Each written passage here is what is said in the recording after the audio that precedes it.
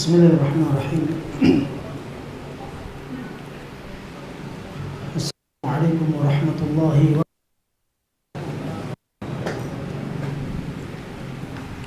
Innal hamdalillah wa nasta'inuhu wa nastaghfiruh wa natubu ilayhi wa na'udzu billahi min shururi anfusina wa min sayyiati a'malina may yahdihillahu فلا مضل له ومن يضلل فلا هادي له أشهد أن لا إله إلا الله وحده لا شريك له وأشهد أن محمدا عبده ورسوله قال الله عز وجل يا أيها الذين آمنوا اتقوا الله حق تقاته ولا تموتن إلا وأنتم مسلمون.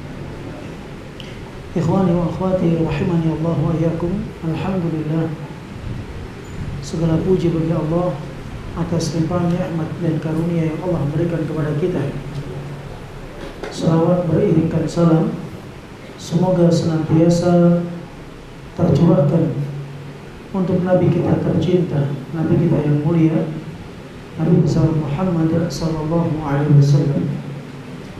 Baik teman-teman sekalian, setelah kita membahas tentang al-wasa'id wa syufa'a bisababi sakhatir rabbi wa ghadabihi, para perantara dan pemberi syafaat adalah sebab kemurkaan dan kemarahan Allah Subhanahu wa taala, kita telah jelaskan berbagai jenis kesyirikan yang terjadi ketika seseorang menjadikan benda-benda, makhluk-makhluk tertentu sebagai perantara dan sebagai pemberi syafaat kepada selain Allah Subhanahu wa taala.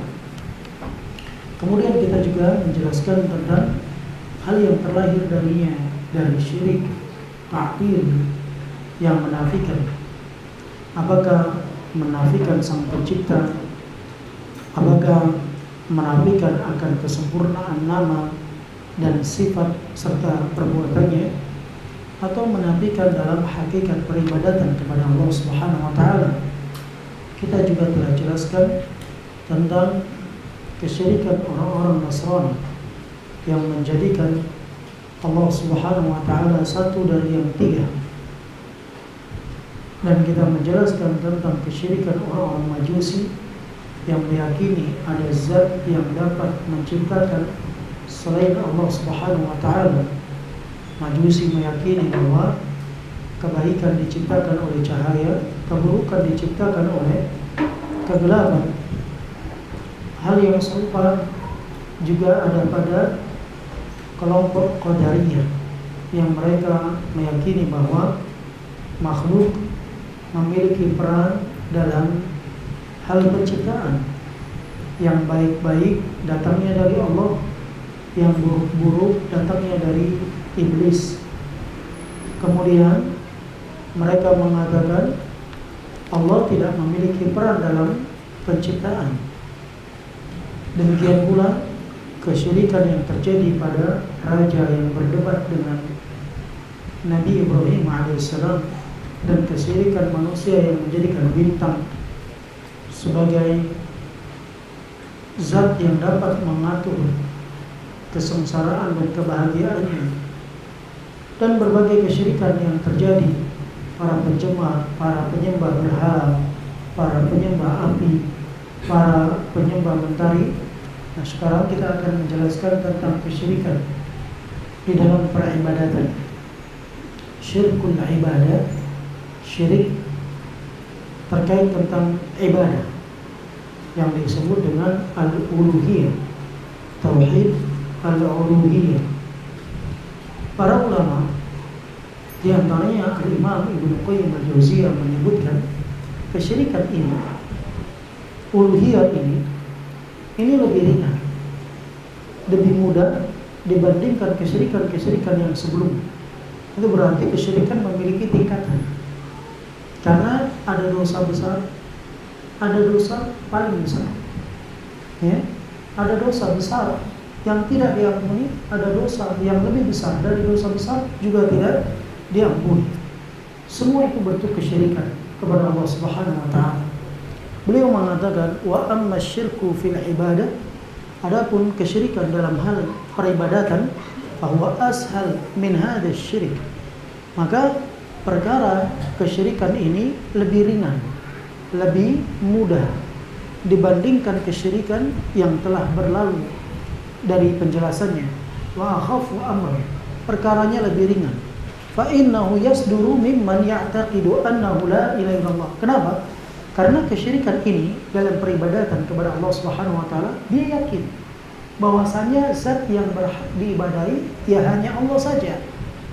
Dia yakin Allah itu zat yang satu-satunya yang pantas untuk diibadahi. Wa annahu la yadurru wa la yanfa'. Mereka meyakini bahwasanya benda-benda itu tidak memberikan mudarat, tidak memberikan manfaat, tidak dapat memberi, tidak dapat mencegah kecuali Allah Subhanahu wa taala. Wa annahu la ilaha ghairuhu wa la rabba siwa. Dan mereka meyakini bahwasanya tiada Tuhan dan tiada pencipta selain Allah Subhanahu wa taala.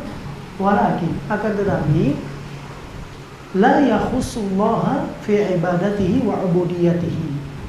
Mereka ini tidak memurnikan Allah di dalam bermuamalah kepada Allah dan beribadah kepada Allah Subhanahu wa taala. Artinya, kesyirikan ini dia beribadah kepada Allah tapi dicampuri ibadahnya dengan kesyirikan yang kita kenal dengan riya.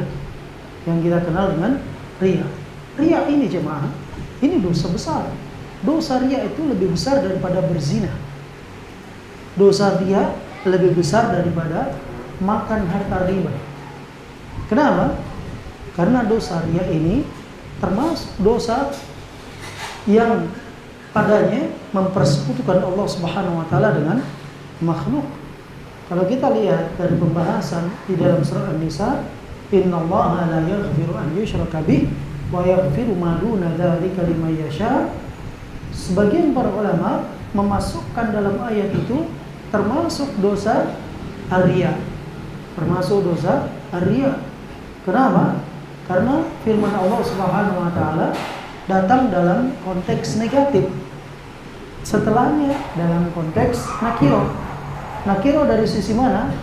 Fi'il mudhari', fi'il kata kerja yang sedang atau akan datang, apabila didahului dengan huruf an, dia berfungsi umum.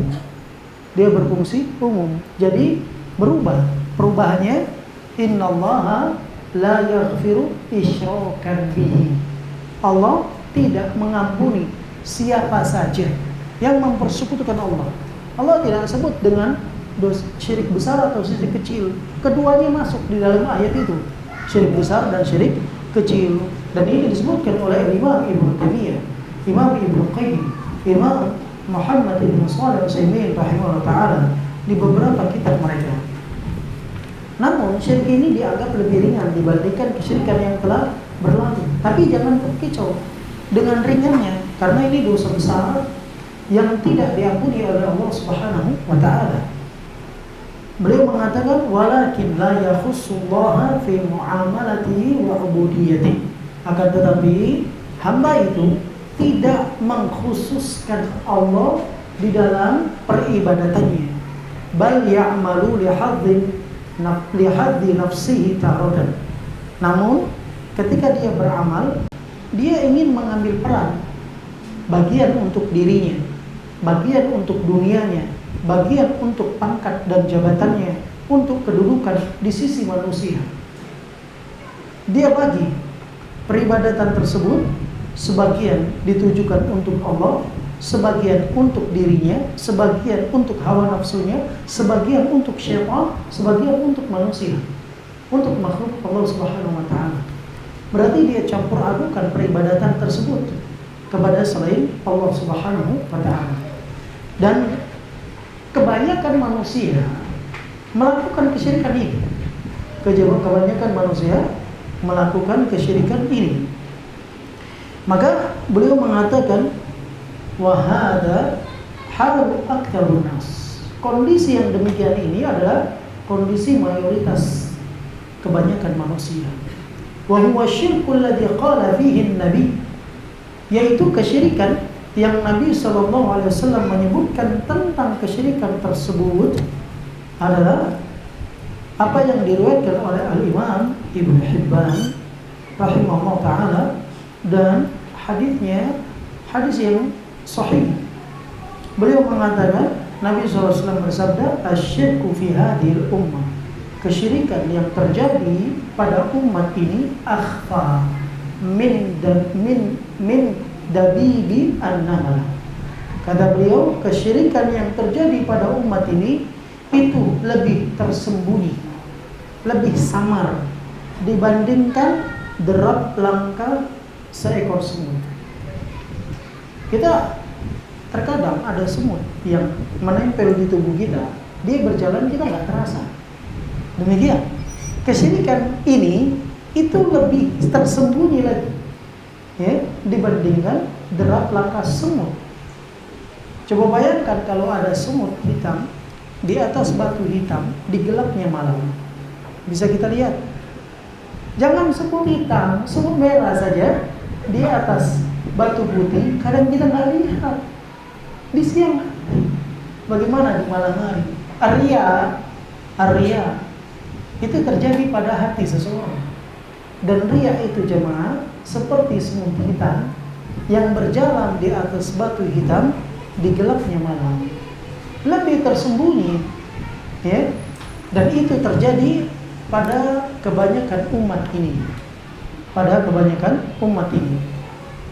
Maka jemaah sekalian, di sini ada faedah. Para sahabat bertanya, qalu kaifa nanju minhu ya Rasulullah? Wahai Rasulullah, kalau kondisinya demikian, gimana kita bisa selamat dari model kesyirikan yang kayak gitu? Gimana caranya kita bisa selamat? Jemaah sekalian, kita itu nggak bisa beribadah kalau Allah nggak tolong kita. Kita itu nggak selamat dari segala bentuk keburukan kalau Allah nggak tolong kita. Makanya Nabi SAW itu ajarkan kepada kita zikir-zikir, doa-doa yang harusnya kita praktekkan dalam keseharian kita. Abu Hurairah itu manusia yang sangat dekat dengan Rasulullah SAW. Nabi SAW pernah memberikan wasiat kepada Abu Hurairah, wahai Abu Hurairah, sesungguhnya aku mencintaimu. Sebelum memberikan nasihat, dia ucapkan aku mencintai. Ya. Kemudian Nabi katakan, hendaknya engkau mengucapkan setiap sebelum akhir solatmu dengan ucapan apa ucapannya? Biruni. Coba deh. Sebelum akhir solatmu hendaknya engkau mengucapkan Allahumma a'inni ala dzikrika wa syukrika wa husni ibadatika. Ya Allah, bantu aku. Karena kalau kita nggak dibantu Allah nggak bisa coba. Nggak bisa kita ingat Allah kalau Allah nggak bantu kita. Nggak usah kepedean, saya alim, saya pernah pintar ngaji, saya sudah ngaji 20 tahun. Jamaah sekalian, ada yang sudah hafid Quran mati murtad. Matinya murtad, nggak di atas Islam matinya. Orang yang menyaksikan wahyu, yang menulis wahyu, pernah ada mati dia murtad, nggak di atas Islam. Maka kita minta bantuan kepada Allah. Allahumma a'inni ala dzikrika. Ini nasihat Rasul kepada Abu Hurairah. Wahai Abu Hurairah, hendaknya engkau mengucapkan setiap di penghujung sholatmu sebuah doa. Allahumma a'inni ala dzikrika. Ya Allah, bantu aku ya Allah untuk terus mengingatmu. Wa ala syukrika, untuk terus bersyukur kepadamu. Wa husni ibadatika, dan bisa baik betul cara beribadah kepadamu. Ini jemaah, gimana kita bisa selamat dari kesyirikan kalau kita nggak minta bantu sama Allah? Makanya kita setiap sholat minta bantu. Karena kita nggak kuasa untuk menegakkan sholat kalau nggak dibantu oleh Allah. La haula wala quwata illa billah. Ketika panggilan hayya 'alas shalah, hayya 'alal falah, ayo sholat, ayo menang, ayo sholat, ayo menang, kita jawab la haula wala quwata illa billah. Nggak ada daya, nggak ada upaya kecuali karena pertolongan ya Allah. Setelah itu berdiri kita sholat di hadapan Allah Azza wa Jalla, kita mengatakan iyyaka na'budu wa iyyaka nasta'in. Hanya kepadamu ya Allah aku menyembah. Hanya kepadamu ya Allah aku minta pertolongan, bantu ya Allah. Bantu. Nah, untuk menghadapi kesyirikan ini butuh bantuan Allah Subhanahu wa taala. Maka kita berdoa kepada Allah, Allahumma inni a'udzubika. Ya Allah, aku berlindung kepadamu ya Allah, an usyrika bika wa ana a'lam. Jangan sampai aku mempersekutukanmu sementara aku tahu itu perbuatan syirik. Wa astaghfiruka lima la a'lam. Dan aku juga mohon ampun ya Allah sama Engkau kalau aku jatuh dalam kesyirikan tersebut, tapi aku nggak tahu. Berapa banyak kita sering jatuh dalam kesyirikan ini, jangan.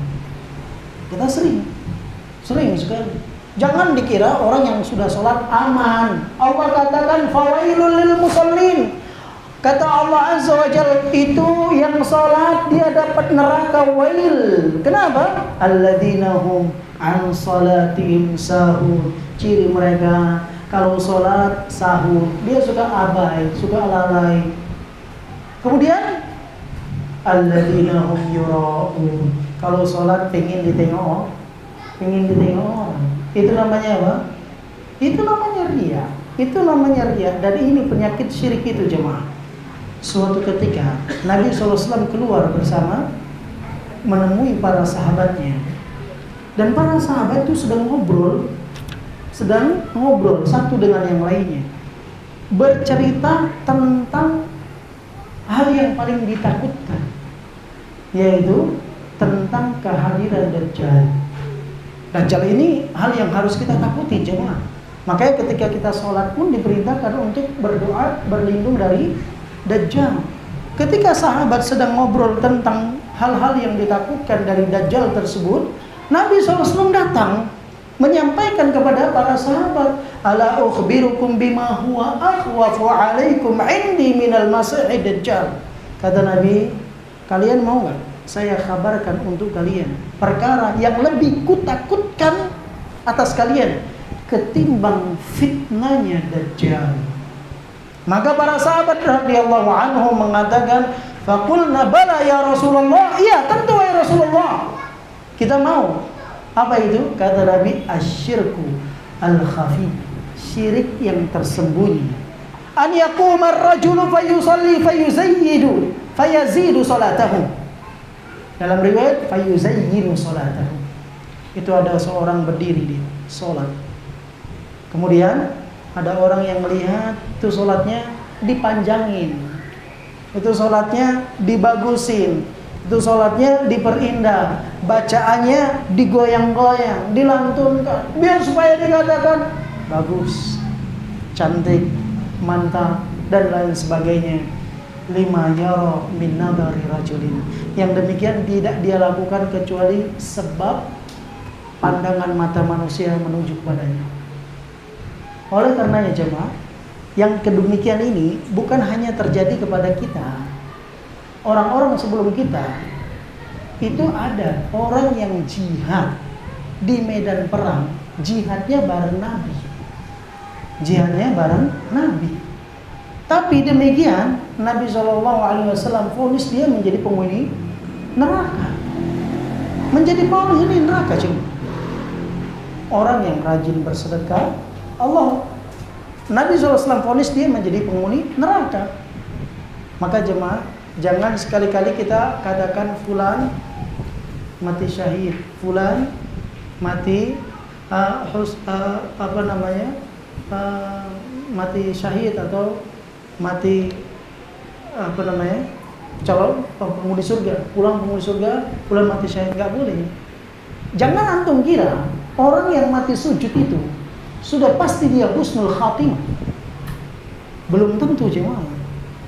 Belum tentu. Ada orang yang mati di medan jihad, Nabi vonis dia penghuni neraka. Ada orang yang mati mengajarkan Quran, divonis penghuni neraka cuma oleh Rasulullah sallallahu alaihi wasallam. Kalau kita mengatakan semoga dia menjadi penghuni surga, itu boleh berharap. Tapi bukan vonis. Vonis surga neraka itu hak prioritas Allah Subhanahu wa taala. Kita nggak boleh mengatakan fulan penghuni surga, fulan penghuni neraka kecuali nama-nama yang disebutkan oleh Allah dan Rasulnya. Nggak boleh kita. Walaupun dia mati dalam keadaan sujud, sedang berpuasa. Kenapa? Kata Nabi SAW, Innar rajula la ya'malu bi'amali ahlil jannah hatta ma yakuna bainahu wa bainaha illa dhira' fayasbiqu alihil kitab fayamalu bi'amali ahlin nar fayadkhuluha. Itu ada orang kerjanya ibadah, perbuatannya amalan penghuni surga. Sekat lagi dia masuk surga, tinggal satu hasta lagi, satu langkah dia masuk surga. Didahului catatan takdir Allah Subhanahu wa taala, beramal dengan amalan penghuni neraka, mati jeblos ke dalam neraka. Na'udzubillah.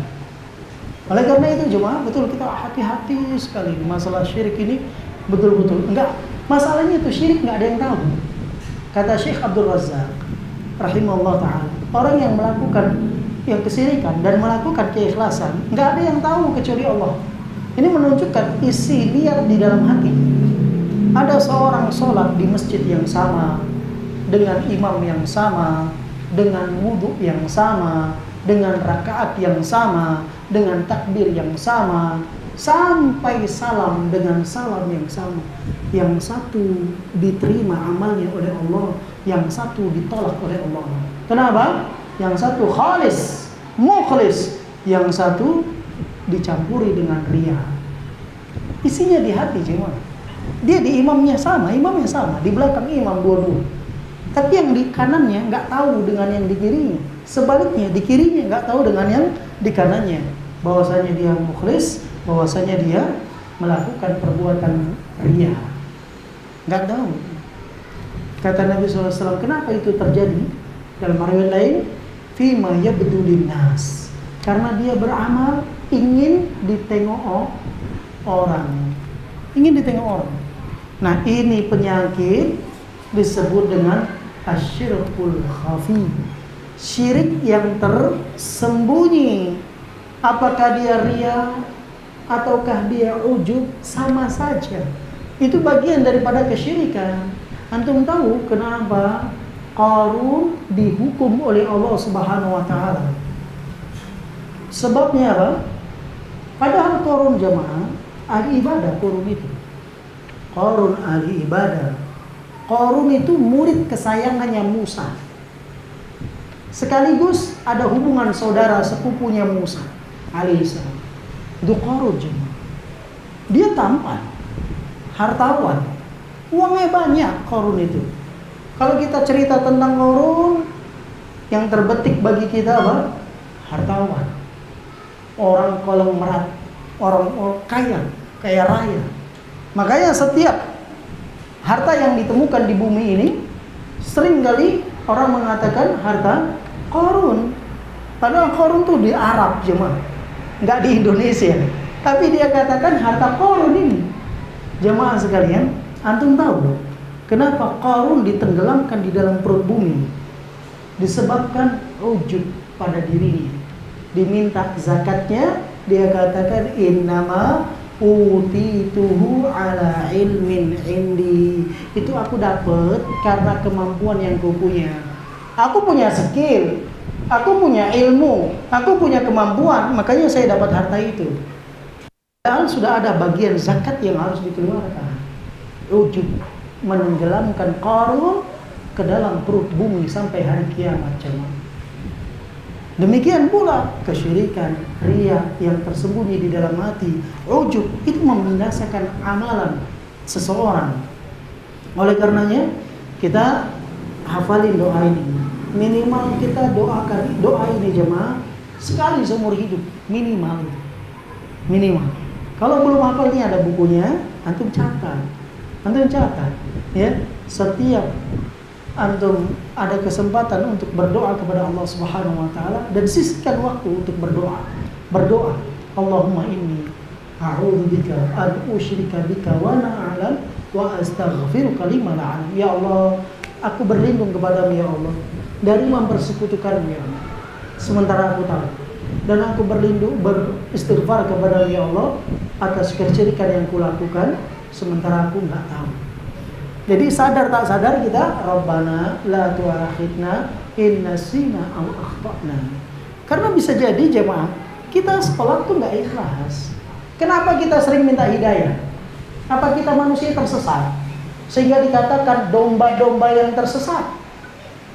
Bukankah kita setiap sholat ihdinas siratal mustaqim, berapa kali kita minta?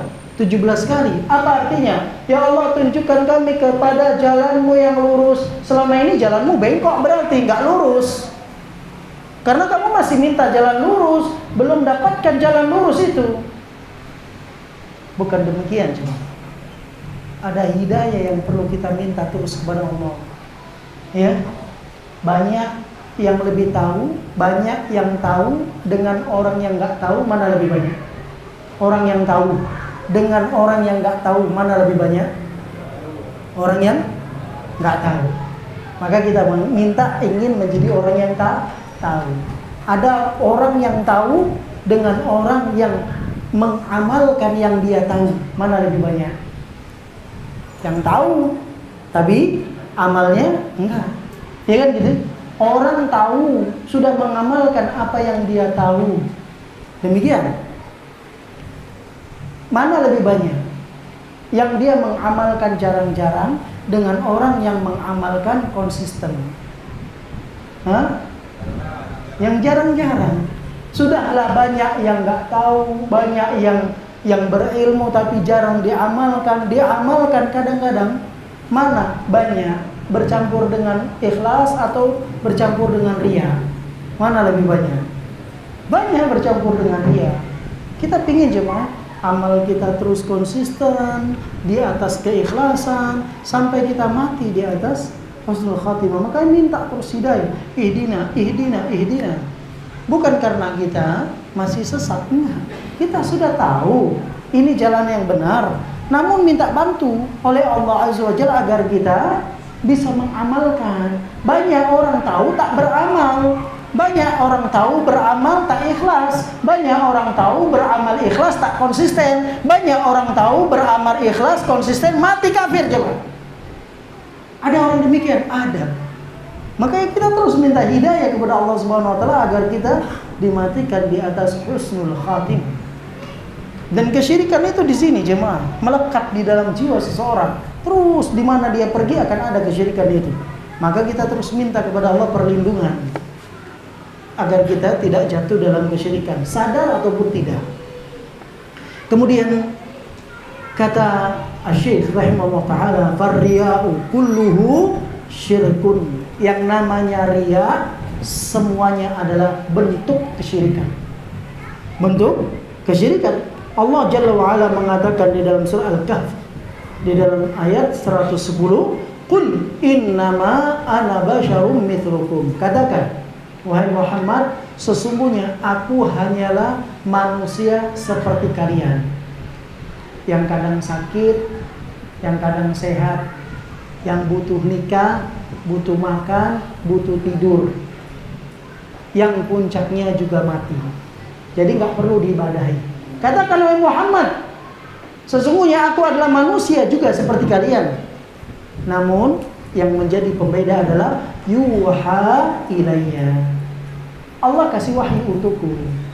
Allah kasih wahyu untukku, itu pembedanya. Ya.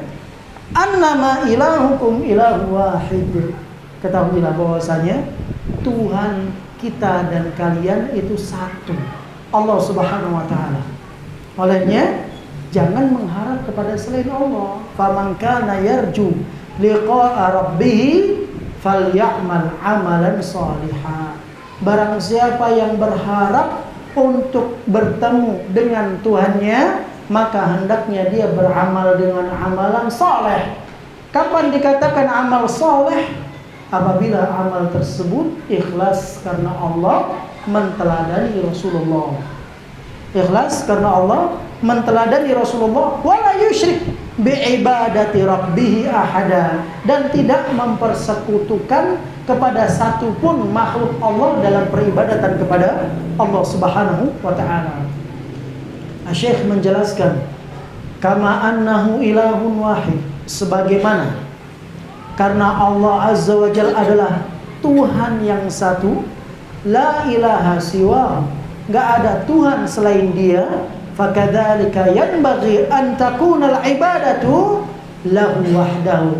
Oleh karenanya sepantasnya ibadah hanya ditujukan untuknya saja.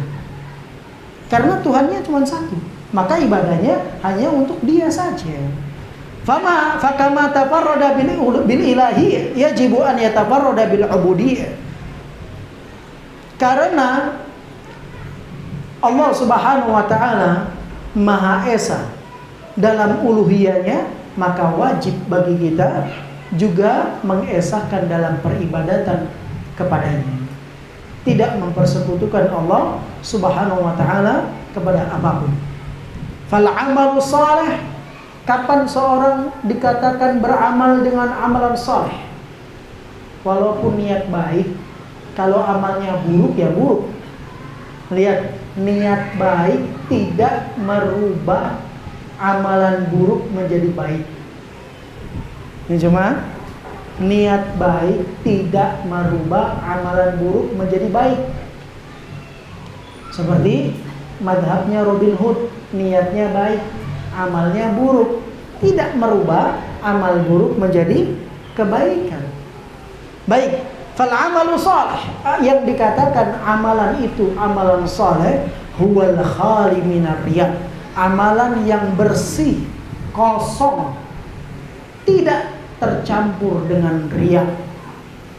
Al muqayyadu bis sunnah, dan amalan itu terikat dengan sunnah Rasul sallallahu alaihi wasallam, metode cara beragama dan beribadah sesuai dengan tuntunan dan ajaran Nabi sallallahu alaihi wasallam, bukan sesuai dengan nafsu, bukan sesuai dengan kehendak akal, tetapi sesuai dengan wahyu yang dibawa oleh Rasulullah sallallahu alaihi wasallam.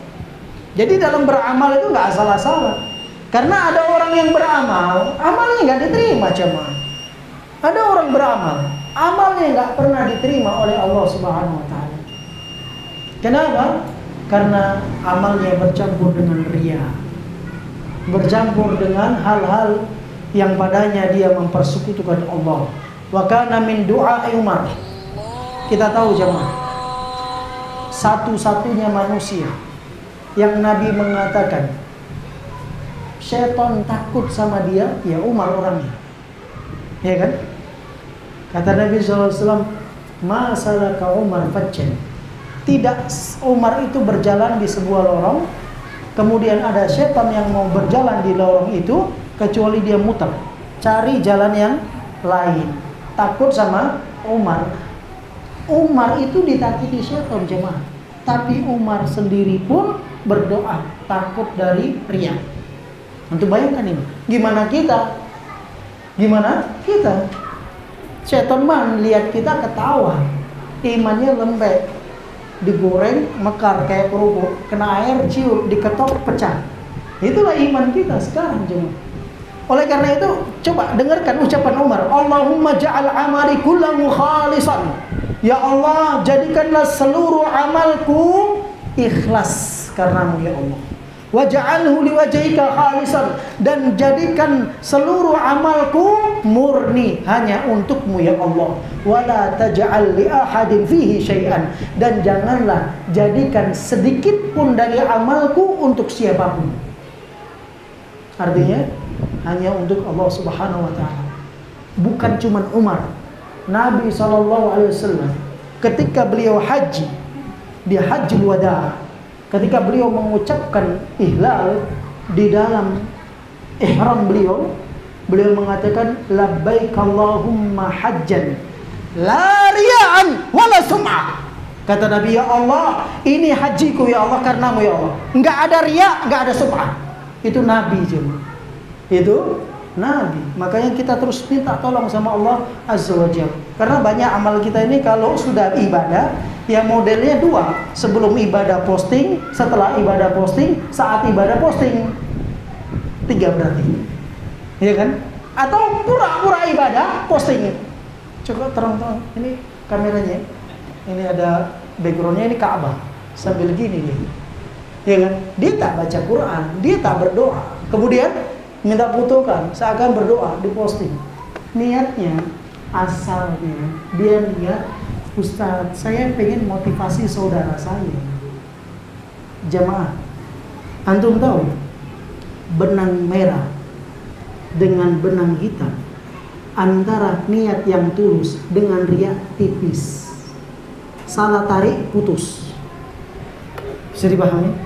Tipis sekali, tipis sekali.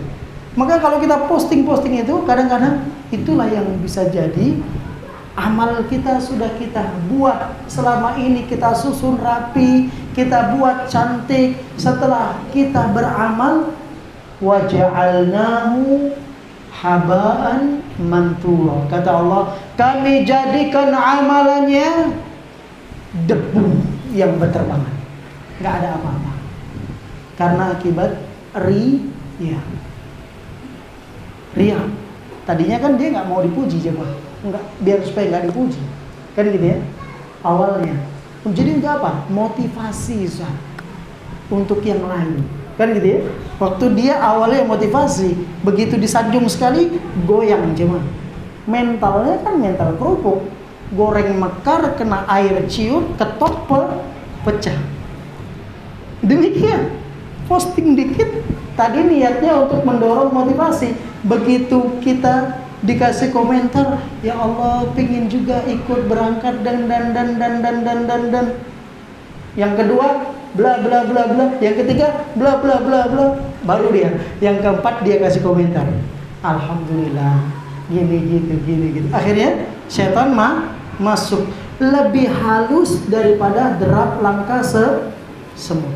Ini yang ditakutkan oleh Rasulullah SAW. Wa hakadha syirku fil ibadah yubtilu thawabal amal. Demikian jemaah. Syirik di dalam peribadatan itu akan menghapuskan amalan. Capek ibadahnya, tapi dicampuri dengan kesyirikan, hasilnya nol. Wa qad yu'aqab, bahkan bisa jadi dia dihukum. Kapan? Apabila ibadah tersebut adalah amalan yang wajib ditunaikan. Sholat 5 waktu, wajib atau tidak? Wajib. Ketika dia nampakkan untuk orang lain agar disanjung dan dipuji, diperindah dan berarti dia telah melakukan riya di dalam ibadah sholatnya. Ketika itu fa innahu yanzilu manzilata man lam ya'mal. Dia dianggap seperti orang yang belum melaksanakan ibadah itu. Dan ingat, kalau dia sudah melaksanakan ibadah itu dicampur riya, dianggap tidak melaksanakan ibadah itu, nggak bisa diulang. Ingat jemaah, nggak bisa diulang. Fa yu'aqab ala tarkil amri, maka dia akan dihukum akibat dia meninggalkan perintah yang dia diperintahkan dengannya. Fa innallaha subhanahu innama amara bi'ibadihi bi'ibadatihi ibadatan khalisah. Ingat, sesungguhnya Allah tidak memerintahkan untuk hamba-hambanya kecuali beribadah kepadanya dengan memurnikan ibadah hanya untuknya. Allah sebutkan dalam firman-Nya surah Al-Bayyinah sebagai penutup. Beliau katakan, "Wa ma umiru illa liya'budullaha mukhlishina lahuddin." Dan tidaklah mereka diperintah kecuali untuk beribadah kepada Allah Subhanahu wa taala, memurnikan ibadah hanya untuk Allah Subhanahu wa taala. Sedikit lagi, mohon maaf, satu bait lagi. Faman lam yukhlis lillah fi ibadatihi. Barang siapa yang tidak memurnikan untuk Allah dalam peribadatannya, lam yaf'al ma umira bih. Berarti dia dianggap seperti orang yang tidak mengamalkan apa yang diperintah. Bal alladzi ata bihi syai'un ghairu alladzi umira bih. Bahkan yang dia buat amalan yang dia tidak diperintahkan dengannya, fala yasih, maka amalan tersebut tidak dibenarkan. Wala yuqbal min, amalan tersebut tidak juga diterima. Sehingga Allah mengatakan, ana aghna syuraka'i 'ani syirik. Aku adalah zat yang maha kaya, enggak butuh dengan para sekutu-sekutu. Faman amila amalan asyraka ma'iya fihi ghairi. Barang siapa yang beramal dalam amalan tersebut, dia campur adukan amalan tersebut pada sekutu selain daripadaku, fahuwa lilladzi usyrika bihi, maka amalnya itu berarti bukan untukku, tapi untuk zat yang dia mempersekutukan kepada zat tersebut. Wa ana minhu bari, kata Allah, aku berlepas diri darinya. Aku berlepas diri darinya. Ini jamaah sekalian, bahayanya yang disebut dengan syirkul asghar, yaitu ar-riya. Syirkul khafi, yaitu ar-riya. Dan pembagian syirik, insyaallah pertemuan mendatang, semoga Allah mudahkan untuk kita menyelesaikannya. Allahu a'lam bishawab. Subhanakallahumma wa bihamdika asyhadu an la ilaha illa anta astaghfiruka wa atubu ilaik. Assalamualaikum warahmatullahi wabarakatuh.